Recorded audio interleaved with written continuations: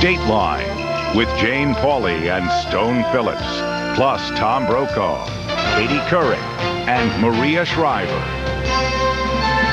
From our studios in New York, here is Jane Pauley. Good evening. If it's not flood, it's fire this year. In California, crews have been fighting stubborn brush and forest fires for weeks. Hundreds of thousands of acres have burned or are burning still. And dozens of homes have been consumed. But officials say it could have been a lot worse. Last year in Florida, a drought combined with scorching heat brought on fires that destroyed hundreds of homes. The family you're about to meet had a brand new house standing right in the path of the approaching inferno. They felt lucky to get out with their lives as they prepared to lose everything else. But they didn't know that firefighters were trying out a new weapon, and their home was the test case. They burn as hot as 2,000 degrees. Each year, wildfires devour hundreds of homes, cutting a path of pain and ruin. I can't talk. I really can't. A cruel reminder that Mother Nature is still in charge. But the story of Jim and Debbie Hodges may be a lesson for everyone who lives in the line of fire. The Hodges built their first home in the quiet woods of Palm Coast, Florida. It was beautiful. It was surrounded by woods. We were in the middle of nowhere. It was just an ideal place. It was your dream house? Yes, yes.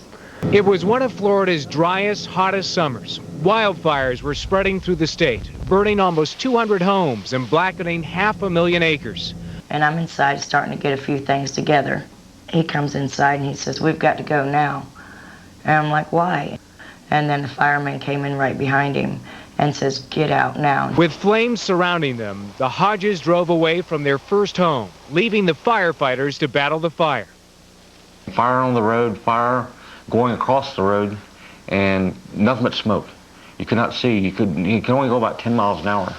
It was like a ride through hell.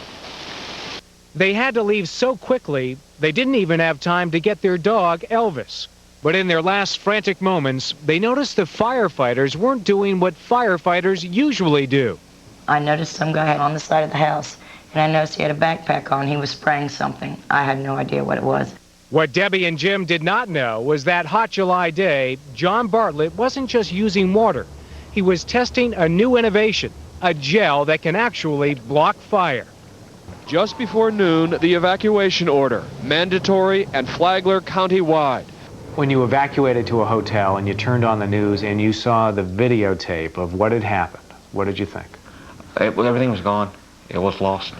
What video we did get of it showed nothing but the devastation. And it was almost like a war zone, like it looked like from the air. When the Hodges returned to their neighborhood, they were devastated. The forest that once surrounded their yard was so charred almost every tree had to be cut down. But their biggest shock came when they reached their home. Amidst scorched tree trunks and smoking ashes, their house was virtually untouched. Their cars, windows, and screen doors were all intact. And inside, I figured it would be smoke-filled. It would smell like smoke. You couldn't smell smoke in the house at all. even the doghouse and the surrounding grass were intact. And as for Elvis, well, he never left the building. There's no way this house could have made it without that. I mean, it was surrounded by trees, 3/4, and it was still standing. It's amazing.